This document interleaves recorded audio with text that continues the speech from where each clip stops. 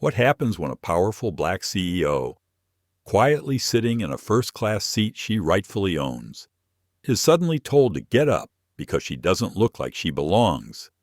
This isn't just about a seat on a luxury jet. It's a moment suspended in time, where deep-rooted biases and systemic discrimination unfold before dozens of shocked passengers and a whole world watching. Who decides who deserves dignity? How far will some go to silence a woman who refuses to prove her worth? What happens when the very crew responsible for safety become enforcers of prejudice? And what does it mean for justice when silence becomes complicity? Brielle Dawson's calm strength forces a reckoning mid-flight, exposing not only individual failures but a culture that tolerates exclusion beneath the surface of polite professionalism. This is a story about courage, resilience, and a quiet revolution that shakes an entire airline to its core all before takeoff. Join us as we unravel this powerful real-time drama on board a grounded flight, revealing truths no one wanted to face. Like, share, and subscribe now, and don't miss a single moment of this unforgettable journey. The cabin door hissed shut with a gentle thump, sealing in the chilled, pressurized air of SkyNova Flight 372 from Chicago to Lisbon. Overhead, the slow chime of the seatbelt signal echoed, crisp and sterile. Passengers in first class settled in with the subtle elegance expected on an international executive flight. Mahogany accents framed the windows. Champagne flutes clinked softly on polished trays, and a hush fell over the 12-seat cabin as though even conversation had to pass a dress code. Brielle Dawson slid into seat 2A without a word, no fanfare, no carry-on but a slim charcoal leather folio. She wore dark jeans, a pale gray sweater, and clean, unbranded sneakers. Her natural curls were pulled gently into a low bun. No logo on her wristwatch. No wedding ring. No signals of status or wealth. Just a quiet presence, grounded and unhurried. She buckled her belt, eyes calm as they scanned the safety card in front of her. There was a small tension around her shoulders, but no sign of discomfort. This wasn't unfamiliar ground. Not the aircraft, not the glances, not the silence. Across the aisle, a man in a steel blue blazer with perfect white cuffs adjusted his tie with unnecessary flair. He watched her with narrowed eyes. Gordon Pike, tech investor, occasionally profiled in the Wall Street Dispatch, the kind of man who made a performance out of claiming his space. He said nothing, but his look said enough. Brielle was used to this. The performance began quietly. A flicker of motion in the aisle caught her peripheral vision. Diana Lyle, the flight purser, in polished navy and gold trim, made her approach, clipboard in hand, smile tucked away.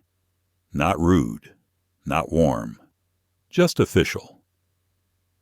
Diana stopped beside 2A, posture formal but pointed.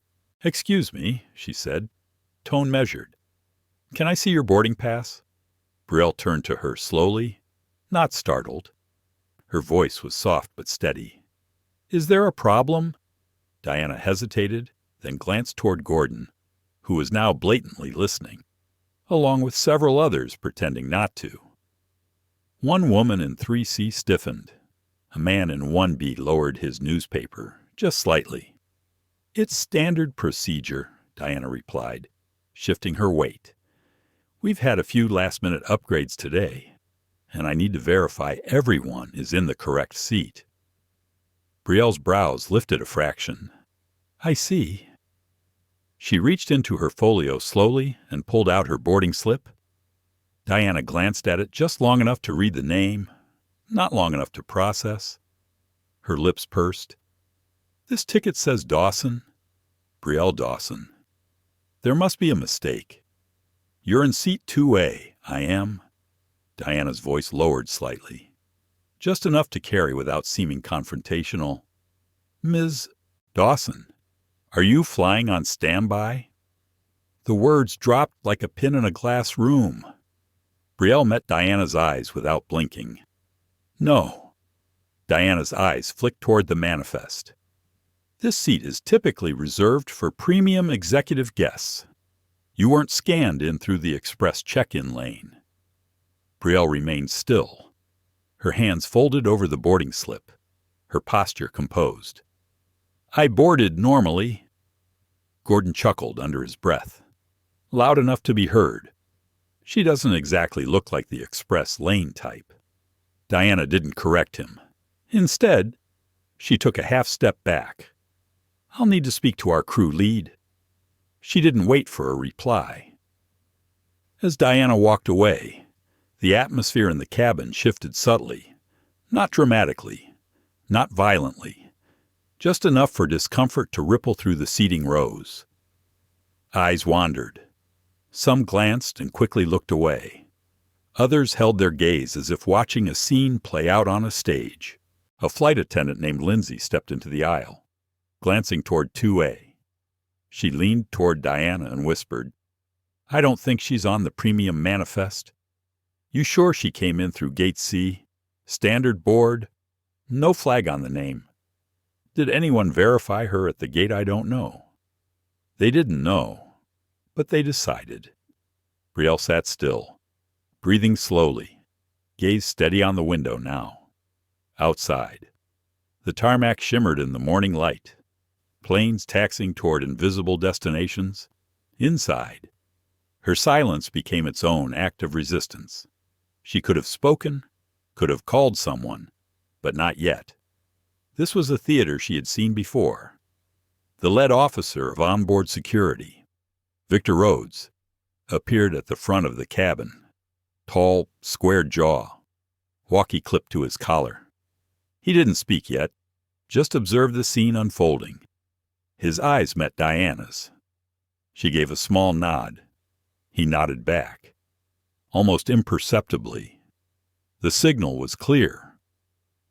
Brielle looked down at her wrist, tapped twice on the inner cufflink. A soft blue light blinked beneath the fabric. That was all. No one noticed. Not yet. A few rows behind, a woman named Celeste Marine adjusted her scarf, watching. Something about the scene unsettled her. She shifted uncomfortably in her seat but didn't speak. Not yet. From the cockpit, the co-pilot, Jason Merrill, looked out through the open door, his brow furrowed. He looked to the captain, who was still going over pre-flight systems. Jason opened his mouth as if to say something, but stopped himself. He, too, remained silent. The hush that returned to the cabin wasn't natural. It was laced with judgment, with anticipation, with the collective tension of a crowd unsure if they were witnessing a mistake or simply the enforcement of rules they didn't want to question. Brielle watched them, all of them, quietly. She didn't raise her voice, didn't lean forward, didn't flinch, because she wasn't confused. She had chosen this seat very carefully, and everything was going exactly as expected. The cabin lights dimmed slightly as the crew prepared for departure, but the tension in first class had only sharpened. Brielle Dawson sat upright in seat 2A, her back lightly brushing the edge of the leather headrest, posture composed, legs crossed at the ankle. She didn't check her phone, didn't glance at the other passengers, didn't even shift her gaze as Diana Lyle returned, this time with Victor Rhodes walking just behind her. Victor carried none of Diana's brittle politeness. His voice was firm, clipped, and unceremonious as he stepped into the aisle and faced Brielle directly. Ma'am, we're going to need you to stand up and come with me for a moment. The use of ma'am was intentional, as was the tone neutral enough to sound official, but cold enough to send a message. This wasn't a request. It was a removal masked in procedure. Brielle looked at him for a long moment before replying. Why Victor hesitated just briefly. There's an inconsistency in the manifest. We've been asked to verify your seat assignment. I gave my boarding pass to the purser, she said calmly. Diana, arms folded now, spoke before Victor could respond. Yes, and I showed it to the gate. But there's no premium authorization logged. Your name doesn't appear on the high-tier manifest, and your boarding didn't trigger the elevated clearance protocol. In other words, Gordon Pike said loudly, from across the aisle, you're not supposed to be here. Brielle turned her head slightly toward him, her eyes narrowing. Then she looked back to Victor. Would you like to scan my ID? Victor blinked. You have one. Brielle didn't answer.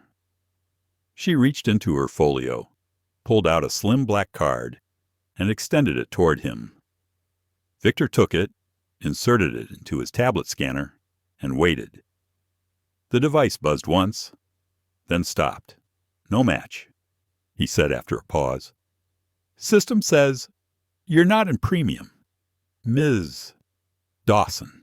And that's enough for you to believe I don't belong here, Brielle asked, voice soft, almost reflective.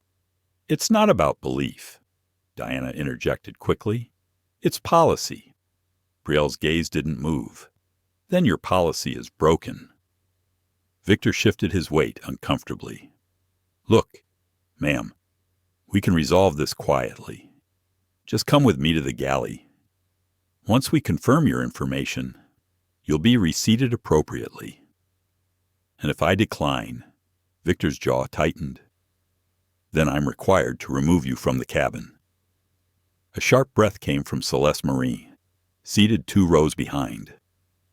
She leaned forward now, finally unable to stay silent. I'm sorry, but this feels wrong. Victor glanced back at her. Ma'am, please stay out of this. No, Celeste said, her voice growing firmer. You didn't check anyone else. No one else was asked for ID. She hasn't raised her voice. She hasn't done anything. And yet here we are. Several heads turned toward Celeste. One man lowered his laptop screen. Another woman across the aisle nodded slightly, but didn't speak. Brielle remained still, watching the shift begin, slowly, quietly, like storm clouds building on the horizon. I think we're done here, Diana said sharply. Please gather your things. Ms. Dawson. Gordon laughed again, louder this time. She probably wandered up from coach. Happens all the time. Brielle's voice didn't rise, but her words landed like a gavel. You don't know where I came from.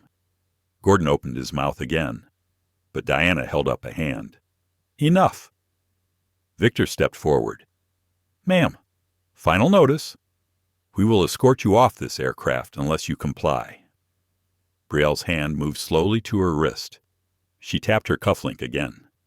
This time, the light blinked twice. In the silence that followed, a voice emerged. Sarah. Female. Calm.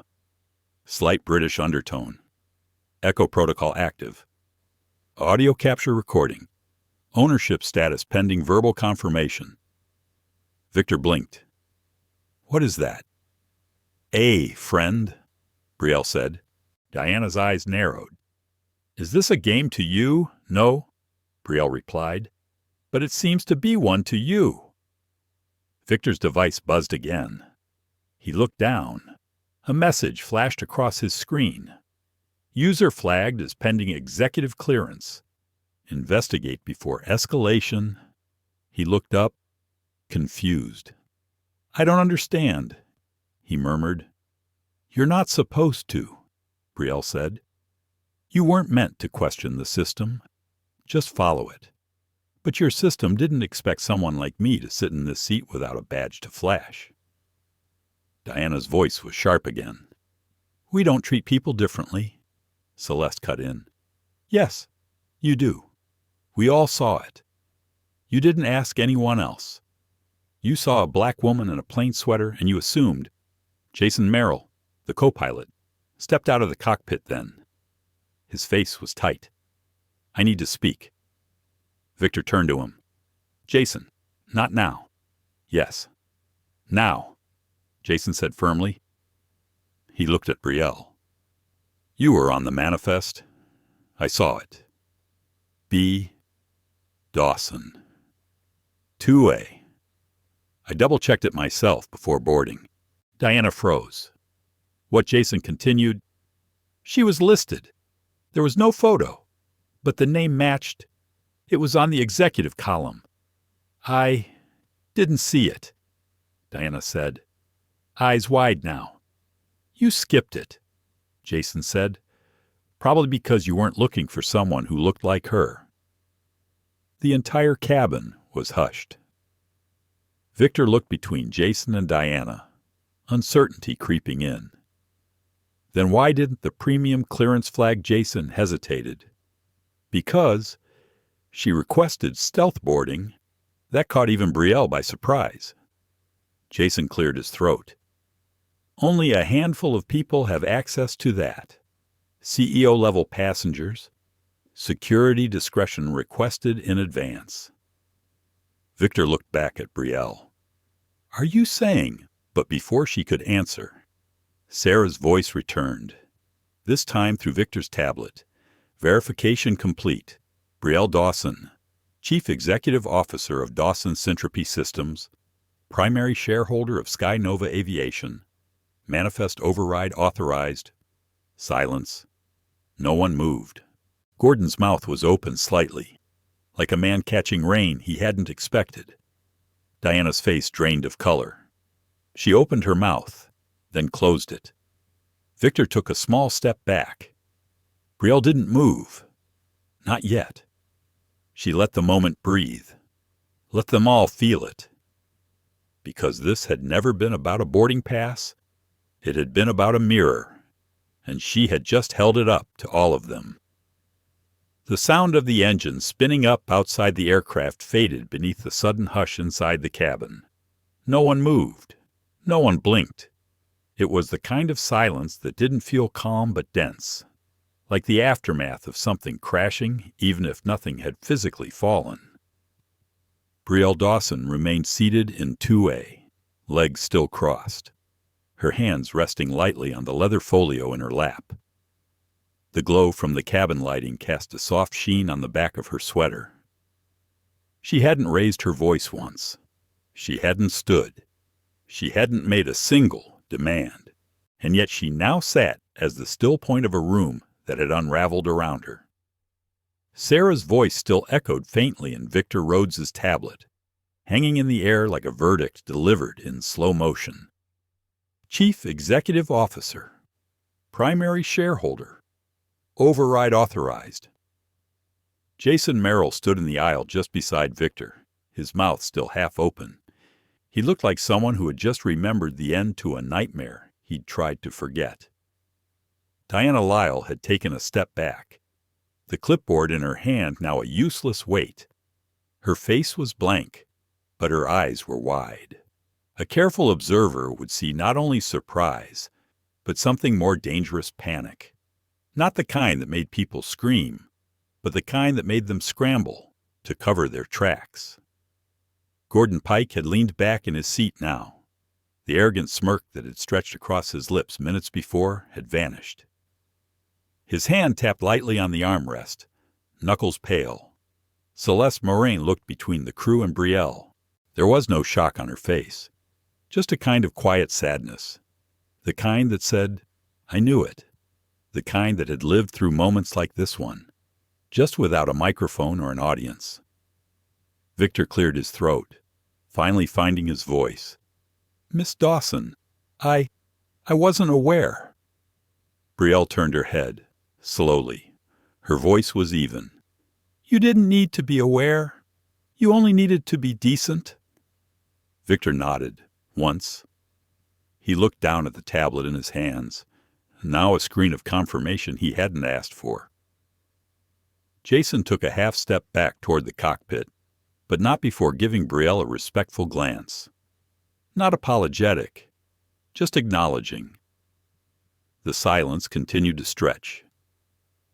Diana stepped forward again, trying to recover composure that had long since slipped through her hands. Ms. Dawson, I assure you this was never personal. It was simply a standard review protocol.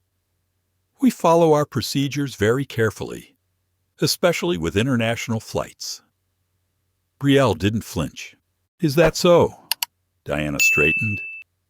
Yes. We have to ensure safety and seating alignment. It's not about profiling. It's about maintaining standards. Celeste spoke again, her voice quiet but carrying clearly. But those standards never seem to apply to the man in 3B with the gym shorts and flip-flops. Heads turned. Several passengers glanced down at their own clothes.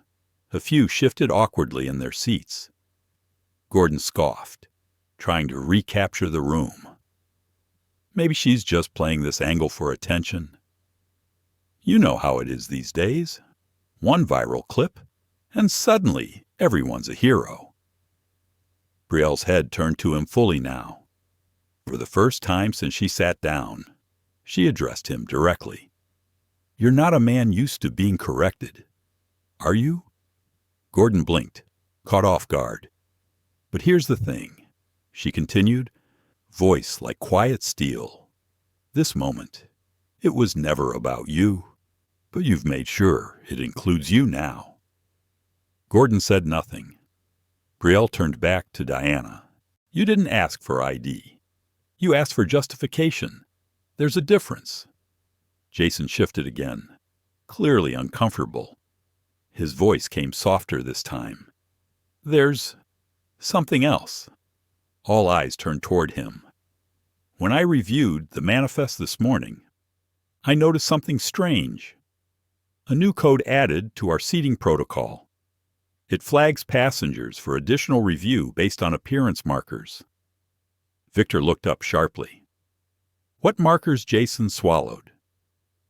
It doesn't say directly, but the tags are vague. Dress mismatch, demographic anomaly, physical incongruence. It's coded language. Diana cut in quickly. That protocol came from corporate. We were told it was for VIP protection. Brielle leaned forward slightly. Protection from what Diana paused. Unverified profiles. Potential impersonators. Brielle tilted her head. Or just anyone who doesn't fit your aesthetic. The silence returned. Heavier this time. Sharper. Victor finally said it aloud. You flagged her because she didn't look like a CEO. No one answered, but no one denied it. From the back of the first-class cabin, an older gentleman stirred. He wore a faded pilot's cap and a tailored wool coat that had clearly seen years of service. His face was lined, his eyes clear. He rose slowly, gripping the headrest in front of him for balance. Excuse me? Brielle turned slightly, giving him her attention. Diana looked irritated, but she said nothing. The man nodded once at her, then at the rest of the cabin. My name is Julian Ford. I flew commercial routes for 32 years before I retired. Trained half the junior captains on this airline, maybe more. Several people turned toward him, curious. And I need to say something. He paused, as if searching for the words inside himself. I didn't speak up a few minutes ago. Not when I should have. And I want to tell you why. Brielle's gaze was steady. She said nothing. Julian continued. Because I saw it before it even started. I saw how Diana looked at you. I saw the way Victor walked in. And I recognized it. Not because it surprised me, but because it didn't. A ripple moved through the passengers now. The quiet was no longer passive. It was participatory. Years ago, I taught young officers to trust their instincts, but my instincts were trained in a world that didn't trust black women in business class. That looked at confidence and saw defiance. That looked at calm and assumed guilt. He glanced at Victor, then at Jason. and I see those instincts still echoing. Maybe softer now, but still there. Julian turned to Brielle. So I'm not just sorry I didn't speak. I'm sorry for the system I helped shape, the one that made this possible. Brielle's breath was slow and deep. Her expression didn't soften, but her eyes flickered with something close to acknowledgement. Thank you. Captain Ford. The name landed in the room like a gift returned. Ford straightened slightly, his shoulders loosening, then sat down again in silence. Victor looked around. The air felt different now, not cleared, but charged with something else, responsibility. Sarah's voice returned, soft and unmistakably calm. Miss Dawson, a directive protocol is ready when you are. Brielle nodded once but didn't speak. Diana glanced toward the galley, unsure whether to step away or stay. Celeste sat forward in her seat again, arms resting on her knees. We're not in the air yet, she said quietly, but this flight already went somewhere. Brielle finally exhaled. She looked ahead, not toward anyone, just down the aisle, a path that had once been cleared by others. Today, she had cleared her own, and she wasn't finished yet. The humming of the engines pulsed gently beneath the cabin floor, a rhythmic vibration that echoed in people's chests more than their ears. Outside the oval windows, the sky had faded to a soft twilight blue, streaked with distant contrails like chalk marks left behind from other flights that had already taken off. But SkyNova Flight 372 hadn't budged, not an inch. Inside the aircraft, a different kind of turbulence had taken hold, quiet, electric, and far more revealing than any gust of wind. Brielle Dawson sat still in 2A, her posture as calm as when she first boarded. But something beneath her stillness had shifted, a quiet resolve. The fire kept low. She had been patient. She had watched. She had let the reflexes play out, just as she expected. And now, she had what she needed. She raised her wrist again, gently pressing the side of her smart cufflink. Sarah, initiate Directive Echo Level 2. A soft chime echoed from the device, subtle but clear. The voice returned, calm and neutral. Directive Echo Level 2 initialized. All monitoring active. Command authority ready. Victor Rhodes, who was still standing in the aisle just feet from her seat, shifted slightly. What does that mean? Brielle looked up at him. It means we move to the next phase. Jason Merrill, standing nearby, seemed to understand before anyone else. His lips parted slightly. You're activating corporate escalation. Brielle nodded once. Diana Lyle's eyes narrowed, her voice turning sharper. That's not appropriate. Miss Dawson, this is an active flight. You're interfering with crew authority.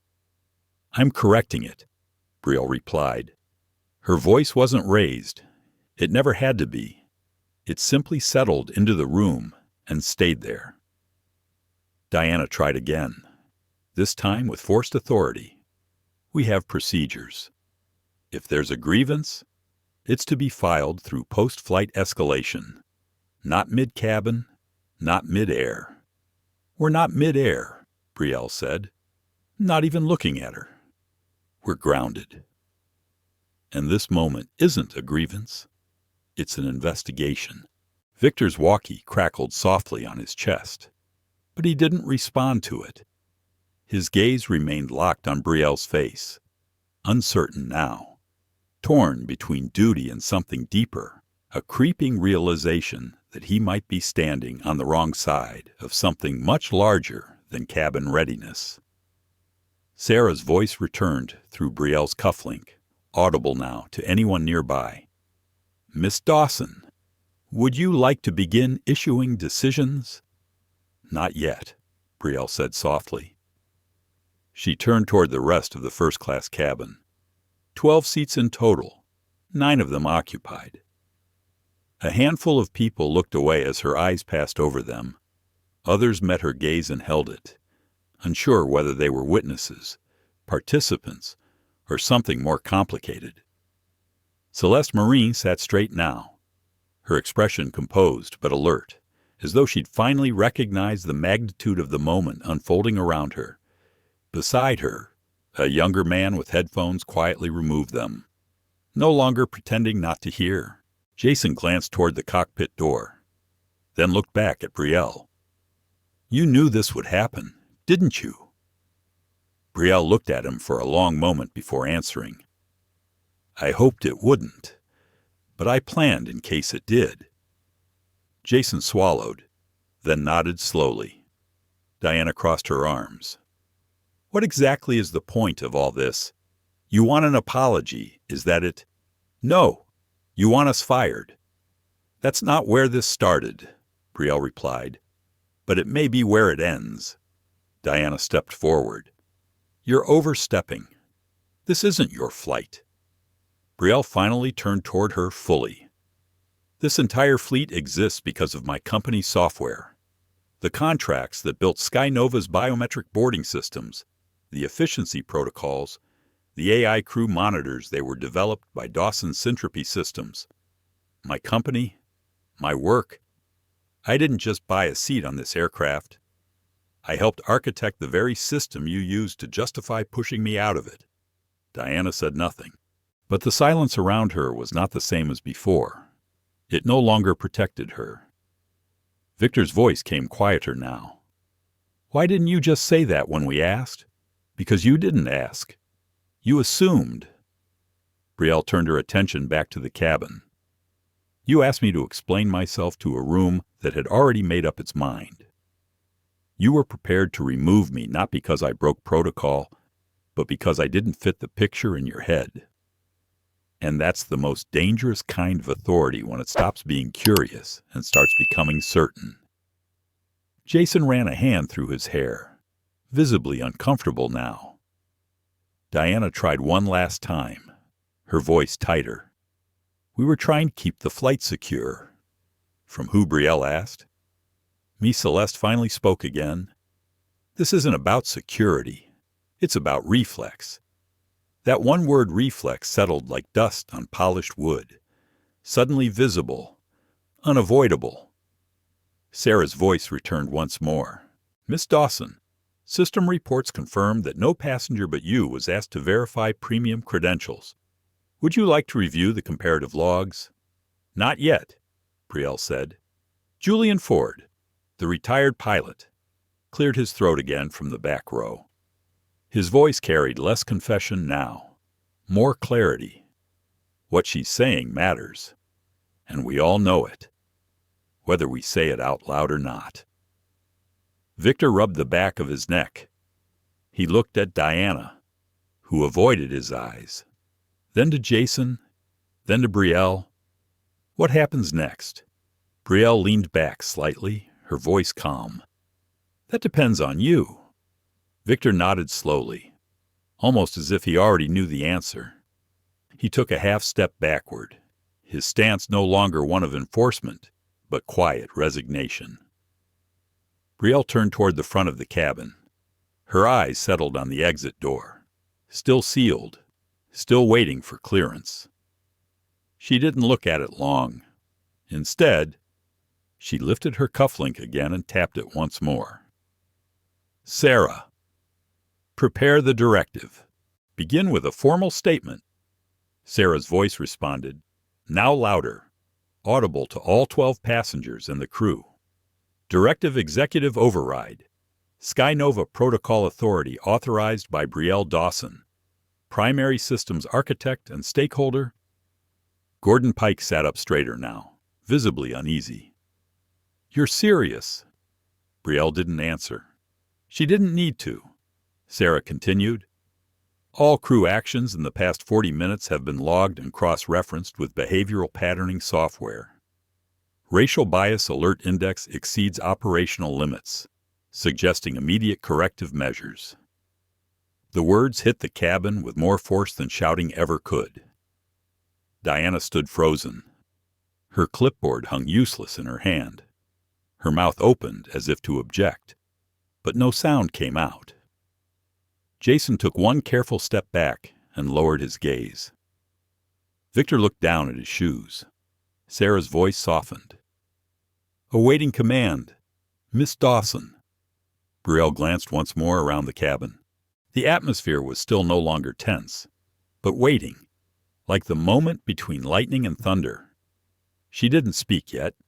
She wanted them to sit in it, to feel what it was like to wait, not because you were invisible, but because someone finally saw you, not as a disruption, but as a mirror, and mirrors do not blink. Jason Merrill stood still in the aisle, breathing slowly as if trying to recenter himself in real time. He had faced weather alerts at 40,000 feet, electrical faults mid-air, and an emergency landing in Reykjavik during his second year of flying. But none of that made his palms sweat like this moment. This wasn't turbulence. This was exposure. He looked to Diana Lyle, whose clipboard had become a crutch. She held it like a shield, her knuckles whitening as she gripped the sides. Her voice, when it returned, was dry and cracking at the edges. "I'd like to check the manifest again." Brielle Dawson didn't stop her. She didn't say a word. She simply tilted her head slightly, watching the unfolding desperation with the calm detachment of someone who had already seen how this would play out. Diana flipped to the top of her clipboard, her fingers fumbling through the laminated pages. Row 1A, 1B, 2A. She froze. It was there, clear as daylight. Dawson. Brielle Executive Stealth Manifest Tier Omega. Her lips parted slightly. Her eyes scanned the bolded label below it. Clearance type silent board with override rights access. Internal systems architect status verified authority. No interruption permitted. Victor Rhodes leaned in and read over her shoulder. Jason stepped closer too. Even Gordon Pike squinted from his seat, the smirk long gone. "You saw it all along?" Brielle said softly. Diana didn't look up. Or maybe you didn't bother to look at all. Diana's throat tightened, her voice now reduced to something brittle. "We were following protocol." Brielle held her gaze. "No. You were following instinct, and then you wrote it down and called it protocol." The cabin was dead silent again. But this silence was heavier, not out of confusion, but consequence. The kind that settled in after truth was spoken without apology. Victor turned away from the clipboard. He didn't need to see more. His mind had already filled in the rest. He exhaled slowly, quietly. Sarah's voice returned through Brielle's cufflink, this time lower in volume. "Miss Dawson, crew compliance logs show inconsistencies between actual manifest and flight leadership behavior. Would you like them displayed for passenger view?" "No, Brielle said. That won't be necessary." She didn't need screens. The truth was already playing out in high resolution. Gordon shifted in his seat, clearly uncomfortable now, his confidence deflating in real time. "So what? You own the plane," he said, half laughing, trying to inject sarcasm back into a space that no longer had room for it. "I own the systems that let this flight operate," Brielle replied. "That's a bit broader than a seat. Wouldn't you say Victor sat down in the nearest jump seat? Slowly." His posture sagged as if something heavy had finally settled on his back. It wasn't the threat of losing his job. It was something older, deeper, and harder to face. Jason spoke again, this time not to Brielle, but to the rest of the cabin. The manifest wasn't hidden. It wasn't encrypted. It was highlighted. The only reason we missed it was because it didn't fit what we expected. He looked at Diana. "You know what I mean." Diana's mouth moved, searching for defense, for language to soften the edges of her decisions. But nothing came. Celeste Moran leaned forward in her seat again. speaking with a quiet clarity. This whole thing started because someone assumed she didn't belong. And now you've spent 20 minutes trying to prove the assumption wasn't yours. The line lingered in the air like the scent of ozone after lightning. Not loud, just undeniable.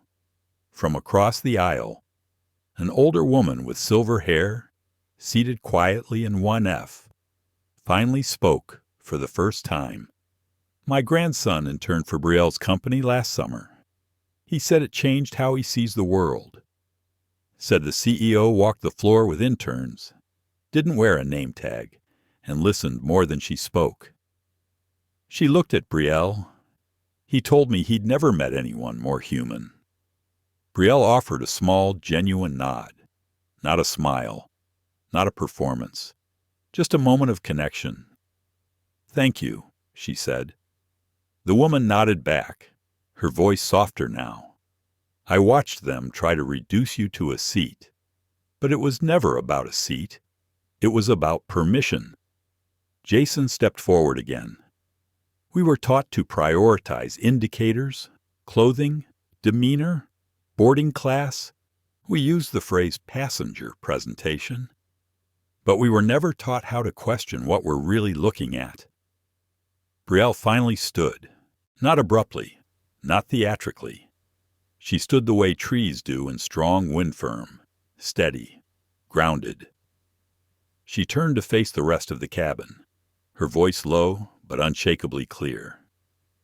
"When appearance becomes the standard for authority, we create a system where bias gets promoted to policy. And when we stop asking questions, we stop seeing people." Diana looked down. Her hands trembled faintly. "Sarah," Brielle said, "activate Echo Level 3. The AI's voice returned. "Confirmed. Ready for verbal directives." Victor stood up slowly, bracing himself as if he already knew what was coming. "Before you do this," he said, "please let me say one thing." Brielle waited. "I failed today. Not because I acted, but because I didn't ask. I followed something without ever questioning why I was following it. And that's on me. Whatever comes next, I accept it." She studied him for a beat longer. "Noted." She said simply. "Sarah." She continued, "Directive pending final approval. Begin verbal review of manifest discrepancies and log inconsistencies." "Acknowledged," the AI said. "Beginning playback from gate entry logs." Victor stepped aside, but Brielle lifted her hand slightly. "Hold that." Sarah paused. Brielle looked around the cabin one more time, her eyes settling briefly on Julian Ford, still seated at the rear. "Captain Ford, may I ask something?" He nodded. "Anything. What would you have done differently? If this happened under your command." He didn't need time to think. "I would have asked her name before I made her a symbol. And what would you tell the younger pilots you trained? That it's not about flying the plane. It's about recognizing who's already on it." Brielle gave a single nod. She looked back at the rest of the cabin. "So, now we're going to decide what happens next. Not behind closed doors, not through PR statements, but here, in the same place the assumption happened, out loud. Because silence built this, and silence is how it ends." She didn't raise her voice, but somehow everyone heard her. No one had spoken in the last 45 seconds, not even Sarah. It was the kind of silence that didn't ask for permission.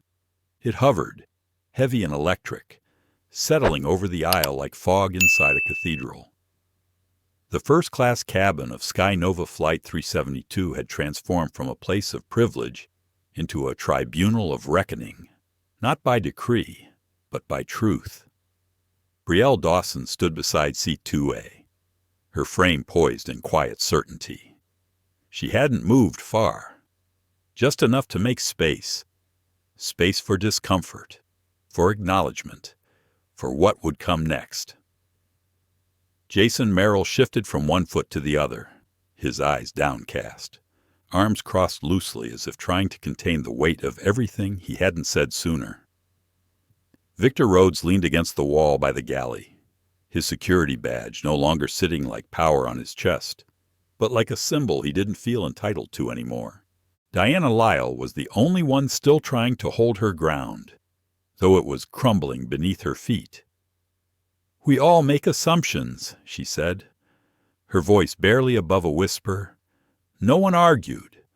Brielle didn't respond, because it wasn't about making an assumption. It was about defending it. A few rows back, Celeste Marin leaned forward, her elbows resting on her knees. She didn't speak this time. Her silence wasn't retreat. It was patience, watching who would have the courage to fill the air. It was a young man who finally did. Seated near the back of the cabin, he wore a pressed shirt, sleeves rolled up, a laptop still glowing in front of him. "My name's Elijah," he said quietly, clearing his throat. "I wasn't going to say anything. I thought maybe this wasn't my place." His voice trembled slightly. "But then I realized that's the problem. I've been in rooms where people who looked like me made calls like the ones made today. I've been quiet. I let people's silence excuse behavior because it wasn't violent, because it wasn't loud." He glanced toward Diana, then Victor. "But just because something isn't loud doesn't mean it isn't harmful." Brielle turned slightly, offering him a gentle nod. "Thank you, Elijah." He sat back, eyes flicking toward the window, hands clasped tightly together as though anchoring himself to the moment. Gordon Pike let out a short breath through his nose, a sound meant to dismiss what had just been said. But he didn't say anything else. The power to steer the room had left him long ago. Brielle looked back toward Victor. "Tell me something. What does your training say about discretion?" Victor straightened, caught off guard by the direct question. "Discretion. Yes. Are you trained to use judgment in gray areas?" He nodded slowly. "Yes.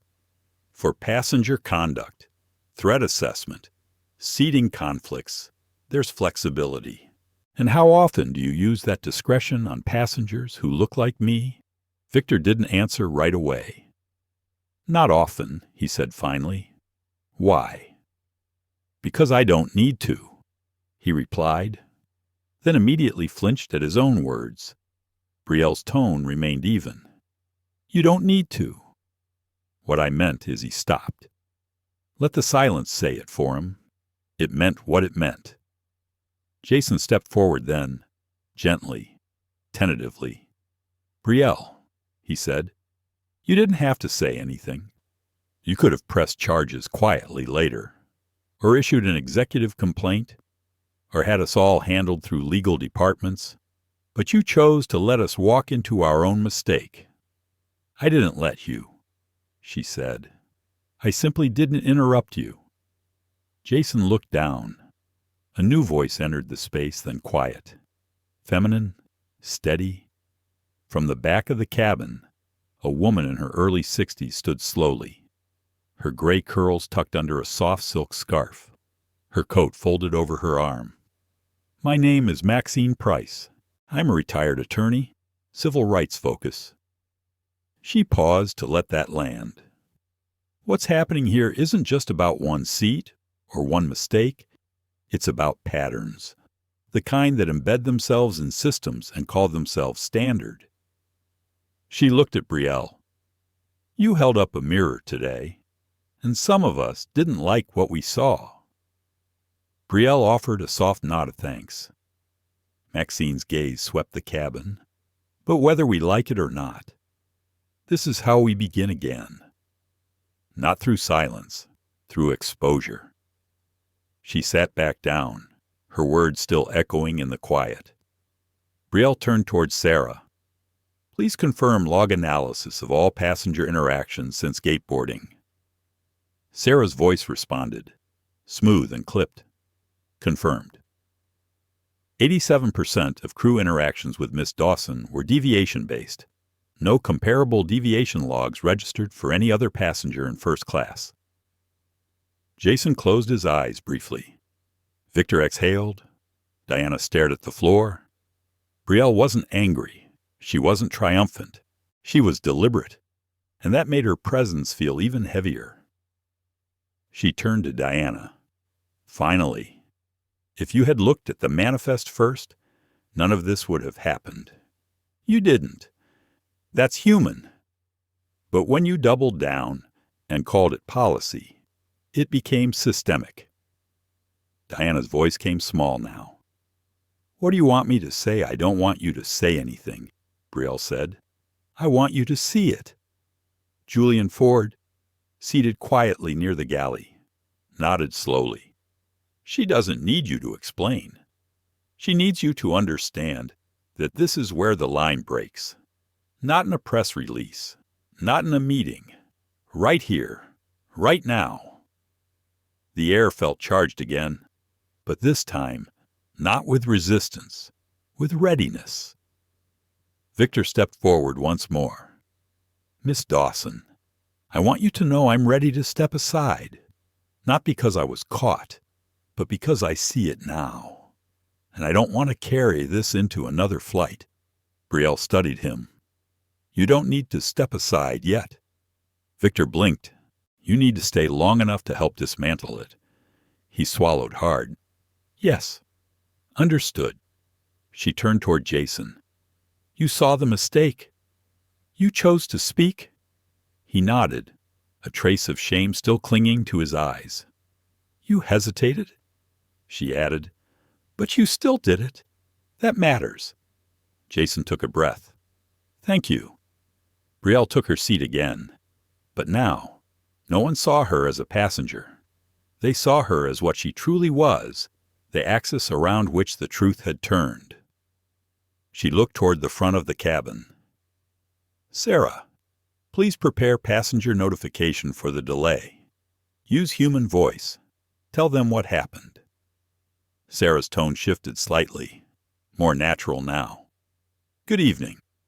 This is a message on behalf of SkyNova Executive Services. Your flight has been delayed due to a violation of internal ethics protocols. The matter is being addressed in real time. Thank you for your patience and your attention. The chime ended. Brielle folded her hands together. This isn't a moment for apology, she said quietly. It's a moment for clarity, and you all stayed to hear it. That means something. The passengers didn't applaud, they didn't cheer, but they nodded. And this time, no one looked away. The hum of the plane remained steady, but the world inside it had shifted. What once felt like a lounge above the clouds now pulsed with quiet tension and awakening. In row after row, faces reflected the same thing, not shock anymore, but a dawning awareness. And still, Brielle Dawson sat. She had spoken. She had revealed. And now she was waiting not for validation, but for truth to land. The kind of truth that has weight, the kind that echoes long after the words are gone. She leaned forward slightly, resting her forearms on her knees. Sarah, she said, keep recording. Confirmed, the voice replied softly. Diana Lyle still stood by the bulkhead, her back straighter now. Not from confidence, but from effort. She was holding herself together like a dam built from pride. Victor Rhodes, once the muscle of the cabin, remained standing as well, though his posture had changed entirely. Where once he towered, now he listened. Across the aisle, Gordon Pike still refused to shrink. His expression had settled into something unreadable, not quite defiant anymore, but not contrite either. It was a man realizing that silence, too, leaves footprints. Brielle spoke again, slowly. You asked for my name when you didn't think it mattered. You asked it after judgment, not before. That's not policy. That's permission. Jason Merrill nodded faintly. We should have asked first. All of us. You shouldn't have had to ask at all, came a voice from further back. It was Celeste Marin, her tone soft but firm. You boarded the same way the rest of us did. You followed the process. The only difference was what we expected someone in your seat to look like. And when you didn't fit it, we started building a story around you. We all did. No one corrected her. Not even the ones who hadn't said anything at all. Brielle turned toward Diana. When I was 14, I took my first flight. Alone. I'd won a scholarship to a science and engineering camp in Colorado. My mom packed my lunch in wax paper and told me to smile at the flight attendants. Be polite, not to talk too loud. I wore a name tag so people would know who I was. And even then, someone asked if I was in the wrong seat. Diana's lips parted slightly. She didn't speak. That was the first time, not the last. Every time after that, I learned to over-prepare, bring printed copies of everything, dress like an executive even when I wasn't, memorize confirmation numbers, preempt judgment. She looked around the cabin now. Today, I wore what I wanted, because I wanted to see if the system had changed. She let that sit for a beat. It hasn't. Julian Ford, seated near the rear, leaned forward. It will, or at least, it has to start somewhere. And I think this is it. Maxine Price folded her hands in her lap. No system corrects itself without confrontation. And that confrontation starts with a name.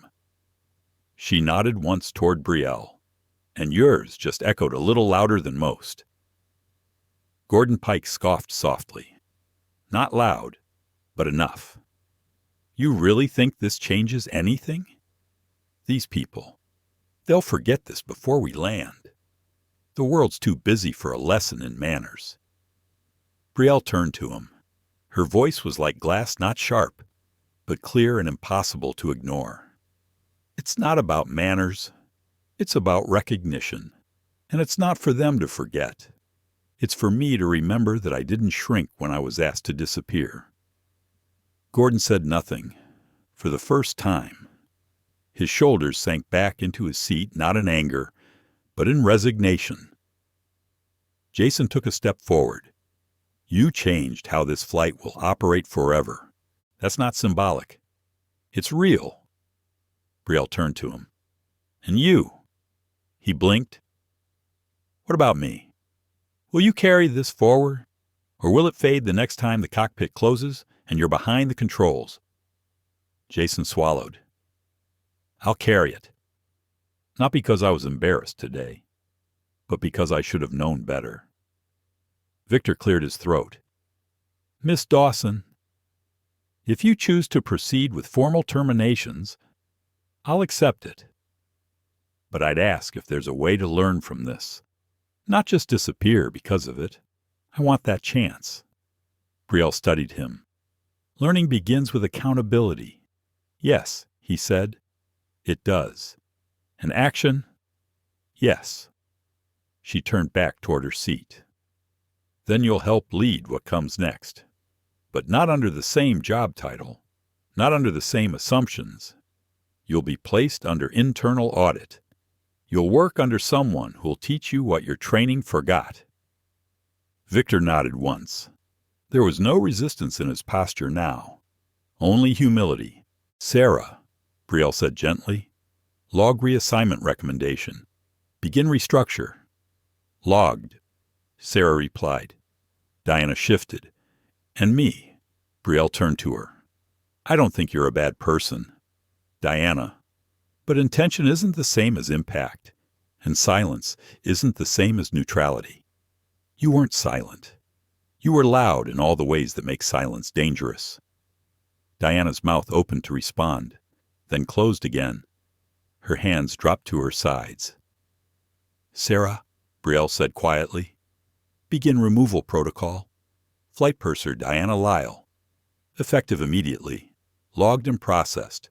Sarah confirmed. Diana took a slow step toward the galley. Not escorted, not handcuffed, just walking away from a role she had once assumed would never be questioned. The cabin stayed quiet, not because of shock this time, because there was nothing left to argue. Celeste Moran let out a slow breath, then glanced toward Brielle.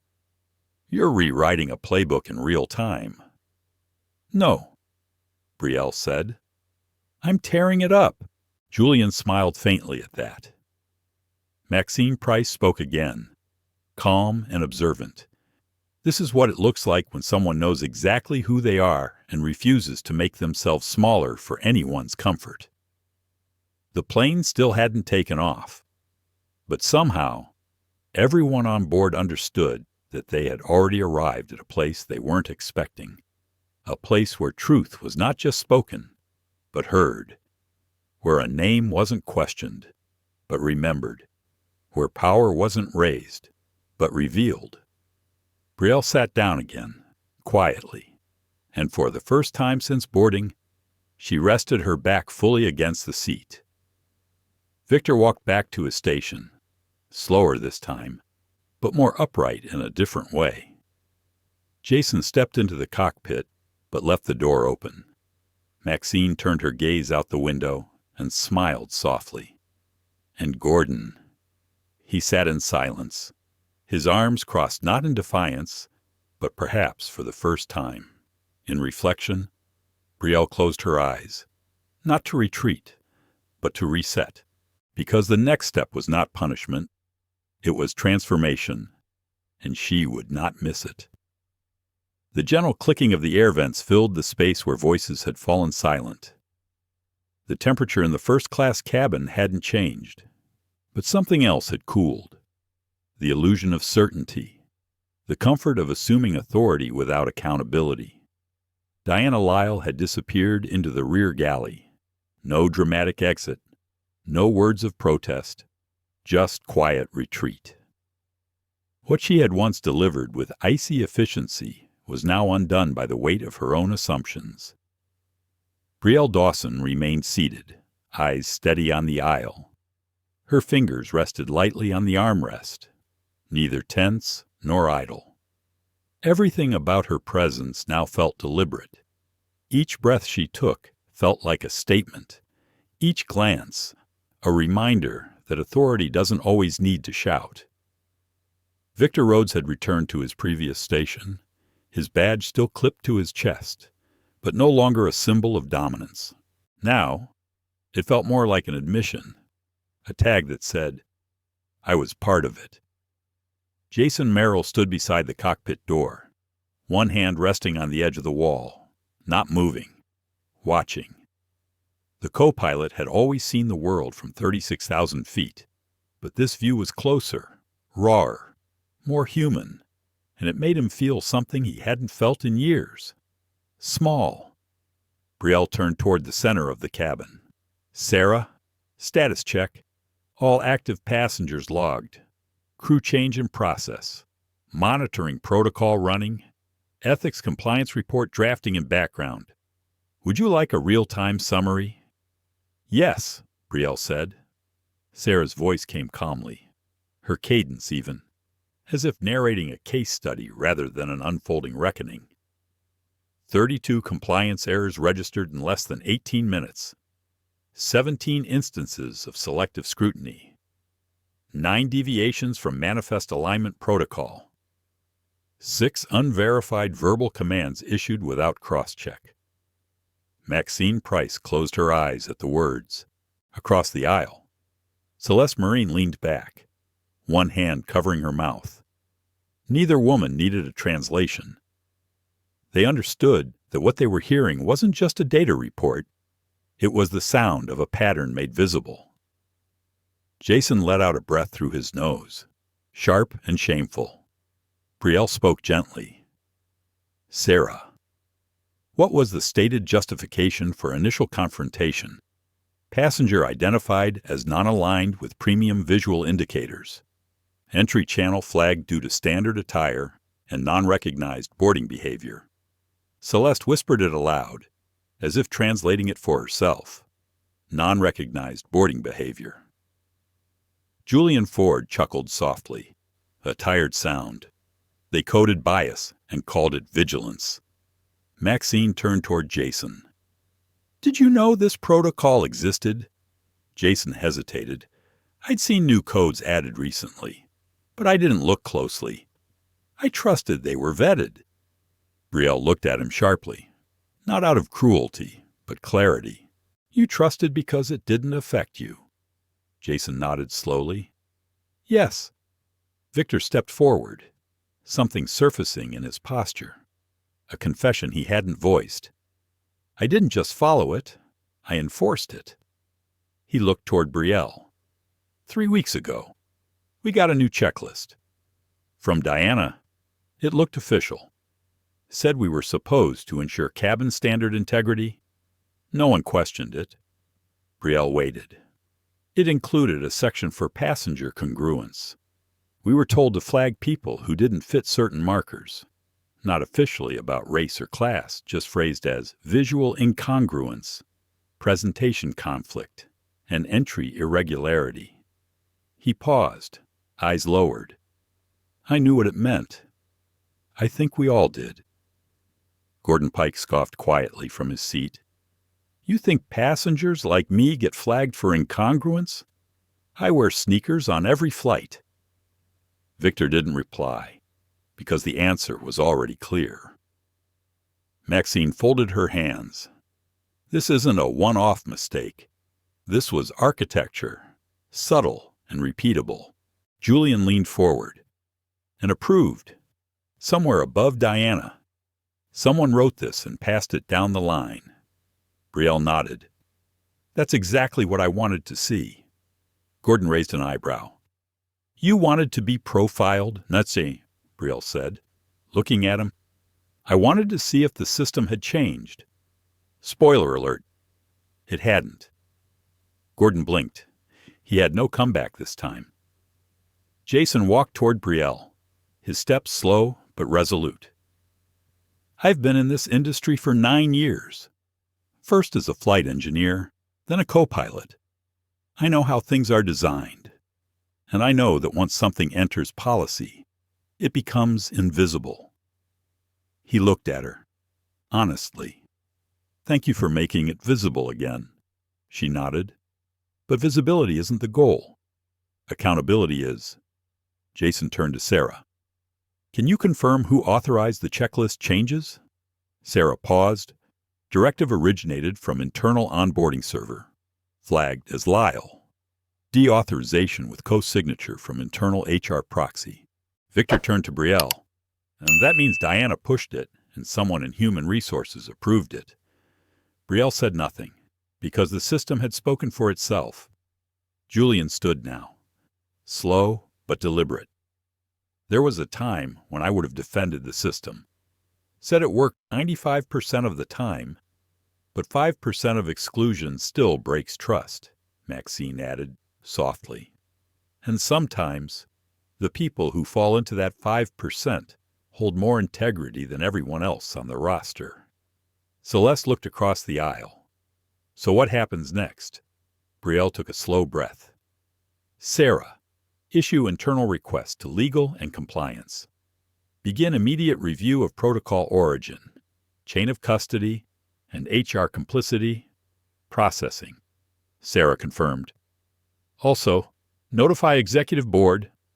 I'll be issuing a directive within the hour. Jason's eyes widened slightly.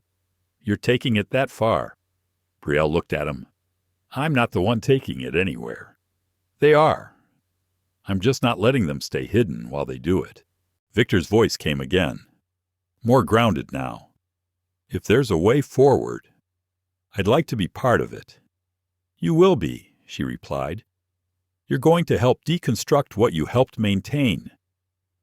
He nodded once. Maxine stood now, her voice calm and certain. Some people fight systems with lawsuits. Others fight them with a story. Today, you did both. Brielle didn't smile.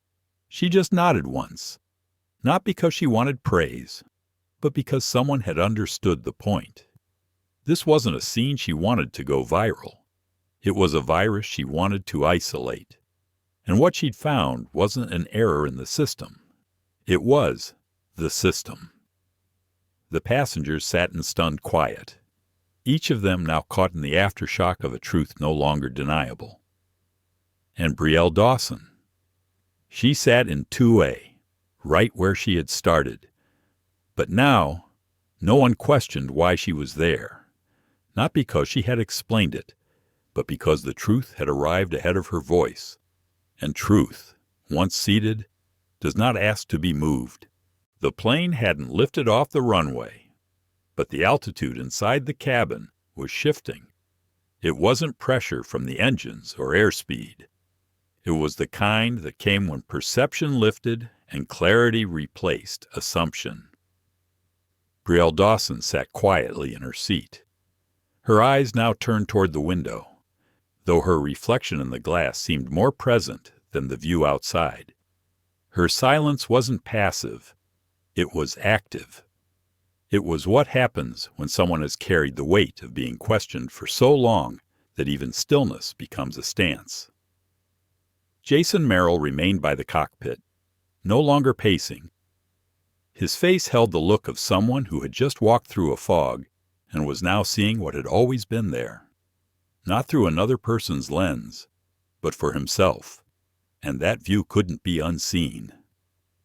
Victor Rhodes stood in the aisle beside the galley, his security badge still fastened to his chest, but his posture no longer matched it. He looked less like authority and more like someone trying to reconcile how quickly trust can corrode when wielded without scrutiny. Celeste Marin took a slow sip of water from the glass she had refused earlier. She hadn't spoken since the last exchange, but her eyes had. They moved across the cabin, tracking body language, cataloging what people did when they were no longer centered in the narrative. And Gordon Pike sat still. His legs were crossed, arms folded, one foot tapping slowly against the carpet.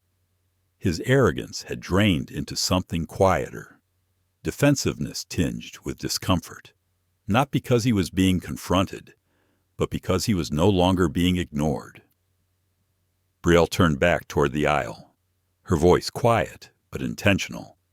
Most people think silence is neutral. It isn't. Her eyes scanned the cabin. No one interrupted. Silence protects the structure that benefits from staying unchanged. It lets harm continue because it doesn't make a scene. Julian Ford shifted in his seat, listening carefully. He was no stranger to uncomfortable truths, but this one felt particularly sharp because he had once thought his quiet respect had been enough. She continued, "You think saying nothing means you didn't participate, but silence is a signal. It tells everyone what you're willing to tolerate." Jason nodded slowly. "I didn't say anything when Diana questioned you. I didn't look up from my checklist. I heard it happening and told myself not to interfere." "And why not?" Brielle asked. "Because I didn't want to overstep." She tilted her head. "Overstep what?" He looked down. "My place," Victor interjected gently. "Because questioning the process is punished faster than enforcing it." Julian folded his hands. "And the process is built to look neutral while doing specific harm." Maxine Price, seated in the third row, tapped her fingers softly against the armrest. "I spent 35 years in litigation, and the hardest part of every case involving discrimination wasn't proving what happened. It was convincing people it mattered. People assume if it's not violent, it's not injustice." She leaned forward slightly, but injustice isn't always loud. Sometimes it comes in a whisper and wears a uniform. Brielle turned toward her with a nod. "That's the version people excuse. The one that doesn't look like cruelty. Just a mix-up, a misunderstanding, a moment taken out of context." Jason walked slowly to the center of the cabin, facing the passengers now. "I want to tell you all something, not as a crew member, but as someone who has spent a decade on planes like this. He paused, looking at each face that met his gaze. This isn't the first time something like this has happened. It's the first time someone powerful enough chose to expose it in real time. Gordon scoffed under his breath. So what? Now she gets a medal. Jason turned to him. No, she gets the seat she paid for. She gets the dignity she was owed from the moment she walked on board. He glanced toward Brielle. And the rest of us get to decide whether we're brave enough to be uncomfortable so others can finally feel safe. Gordon looked away. Brielle stood. She didn't raise her voice. She didn't need to. I didn't come here to make a point. I came to take a flight. But when my presence became the problem, I realized something. She stepped into the aisle, facing the cabin. Every time I've been told to be patient, to wait, to not escalate, the system thanked me with another humiliation. Her voice didn't tremble. So I stopped waiting. Victor stepped forward. There's a review committee that oversees flight staff behavior. I can have today logged and submitted within the hour. Brielle looked at him. No need. I've already submitted the audit myself. Maxine raised her eyebrows. You did? Yes. Sarah began the process while we were still at the gate. The system you built can now hold itself accountable if you let it. Celeste smiled faintly. You turned their tools against them? No, Brielle replied. I used them the way they should have been used all along. Julian sat up straighter. You said you didn't come to make a point, but you made one anyway.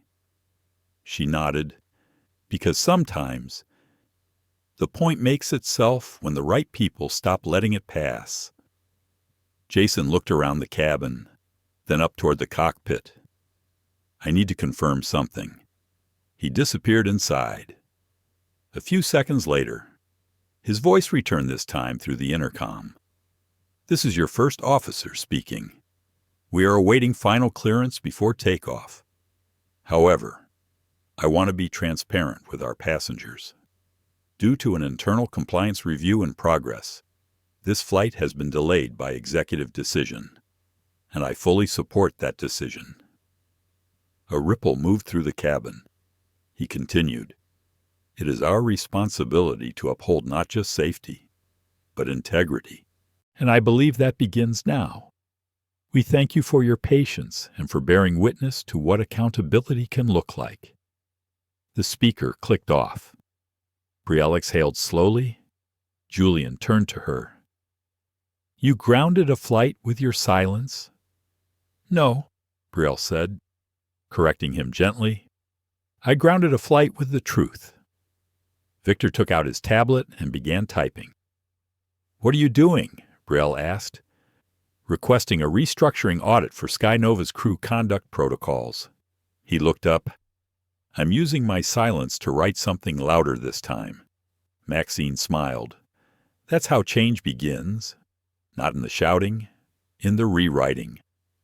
Celeste raised her glass gently.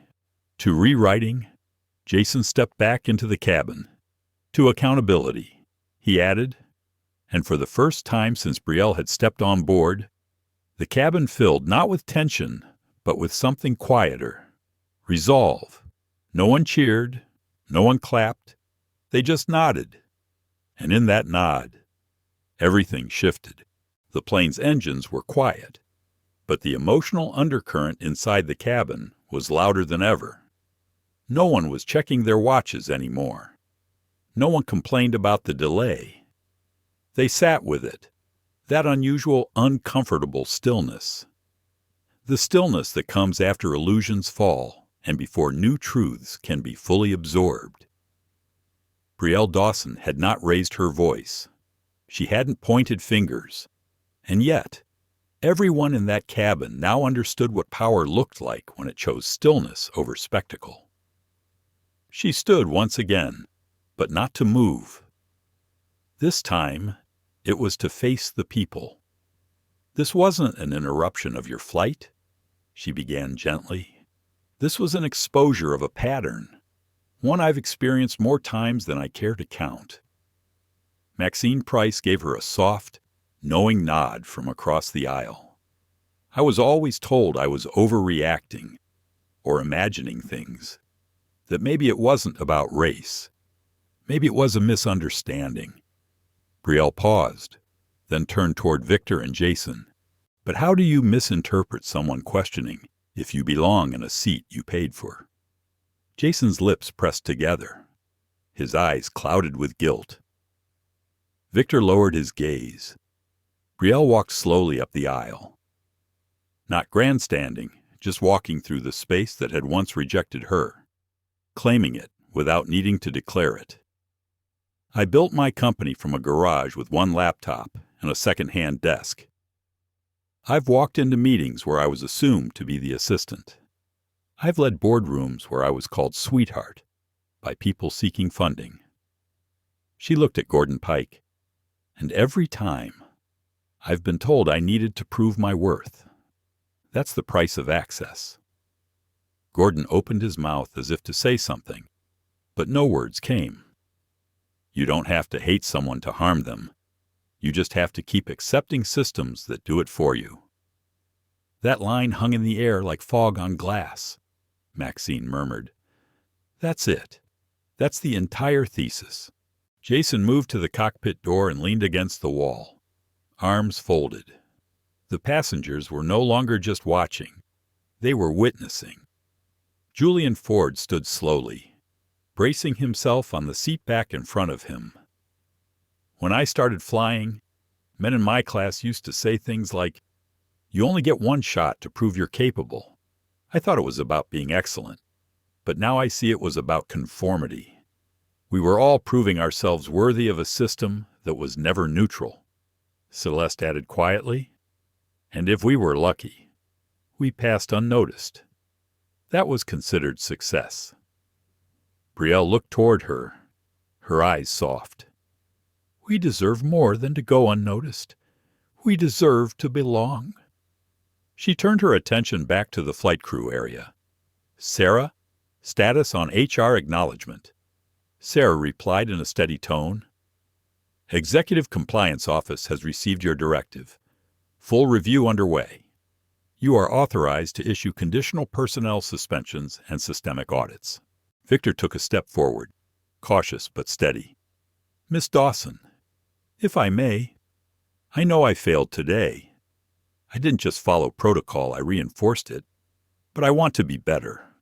Not just for my record. For the people I'll interact with next. Brielle nodded. You'll be retrained under my corporate accountability program. Not punished, educated. You still have a role to play, but not the same one. Victor lowered his head in respect. Understood. Celeste's voice came again. What you're doing isn't about revenge. It's about repair. Brielle smiled softly at that. Exactly. Justice isn't about retaliation. It's about recognition. She looked across the rows of passengers. Every face seemed changed, now older somehow, like they had all just lived through something that made them question their own reflection. Jason stepped forward. I ran pre-flight checks. All technical systems are go. Once we get your clearance, we can move forward. Brielle tilted her head. Not until one more thing is addressed.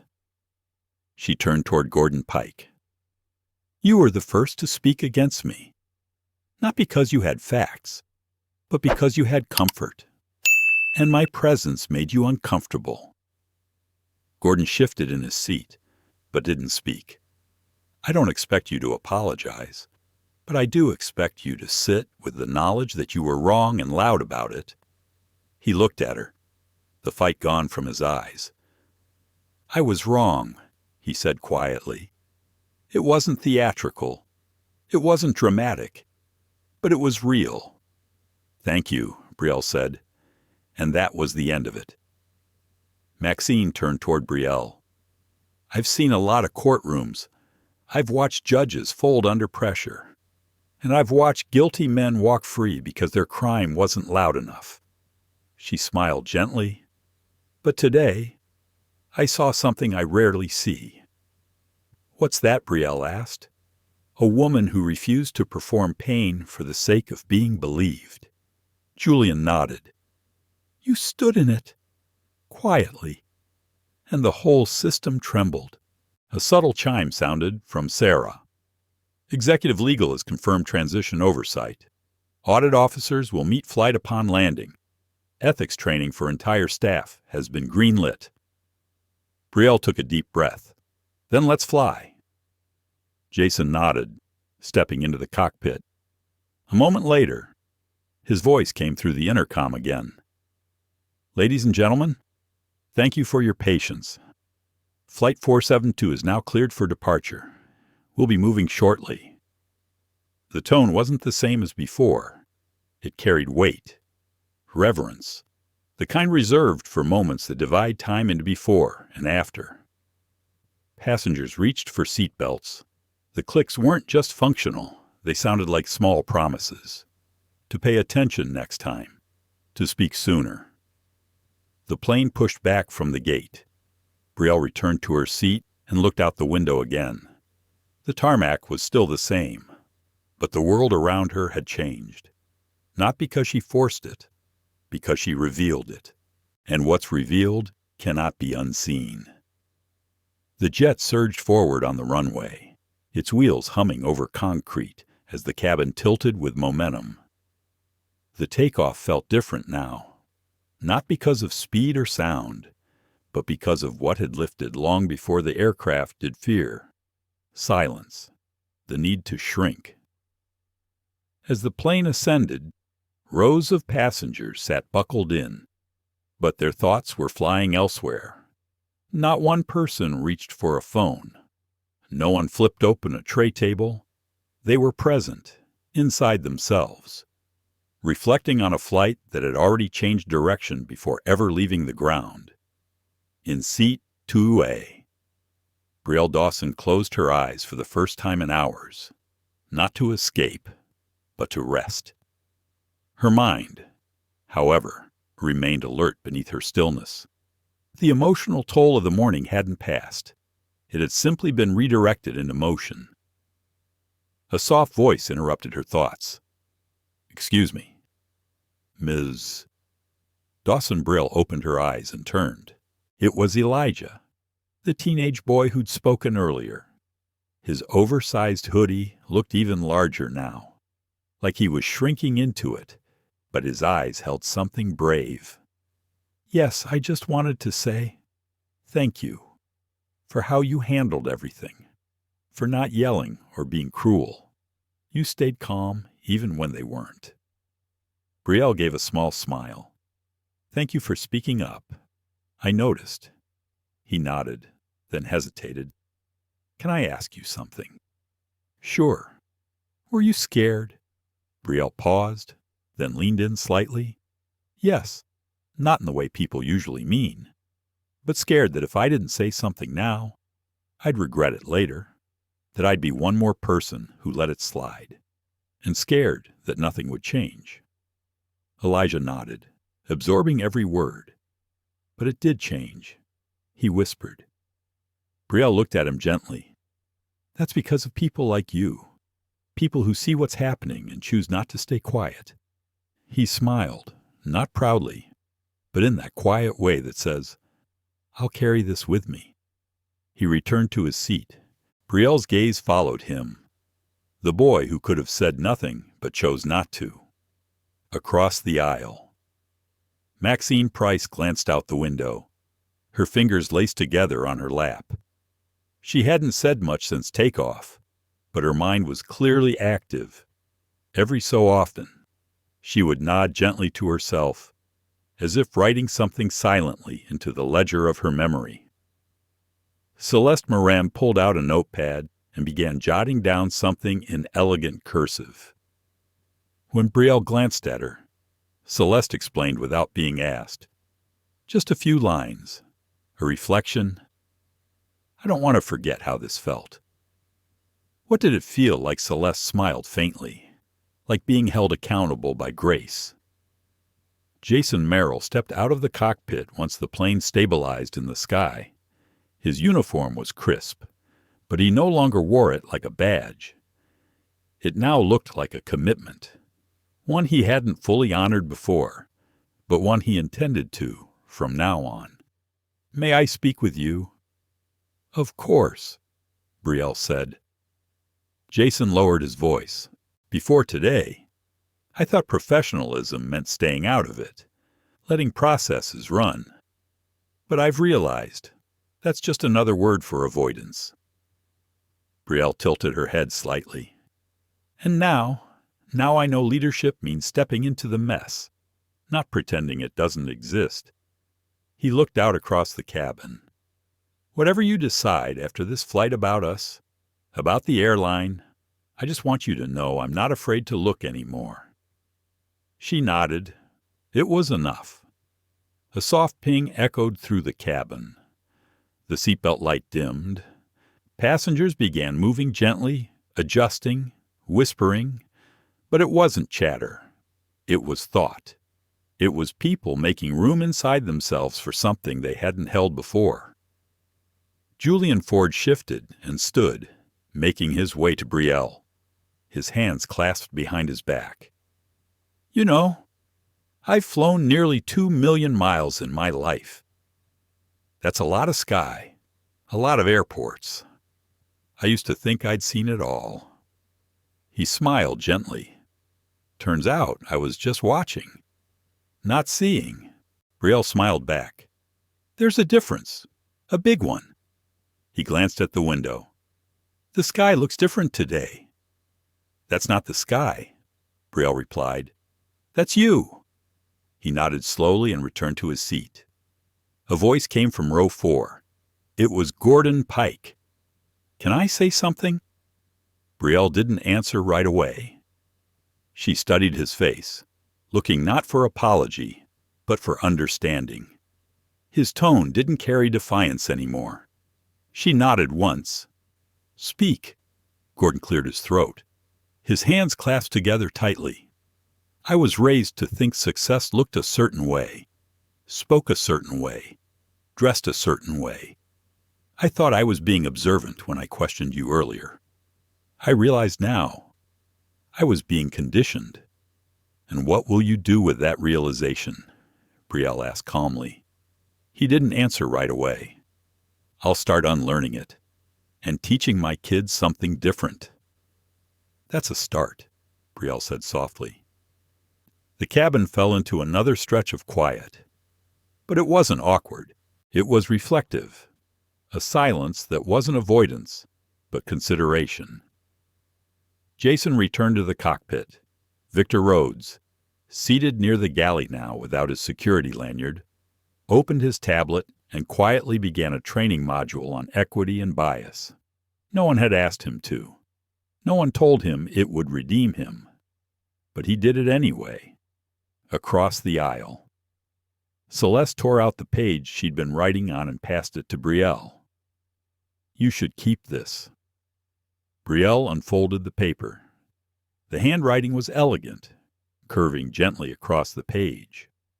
When the plane refused to rise, it wasn't the wheels or wind that held it down.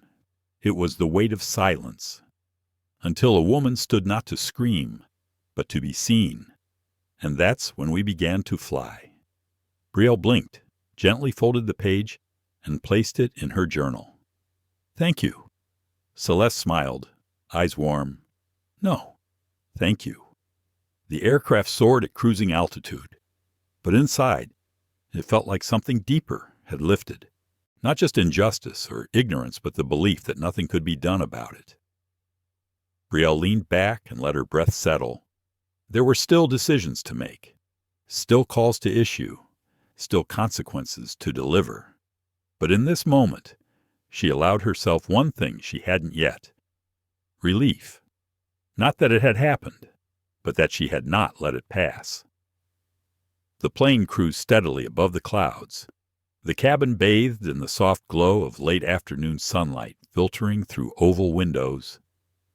The hum of the engines was steady and reassuring, a stark contrast to the storm that had raged inside these walls just moments ago. Brielle Dawson sat quietly in her seat, hands folded lightly in her lap.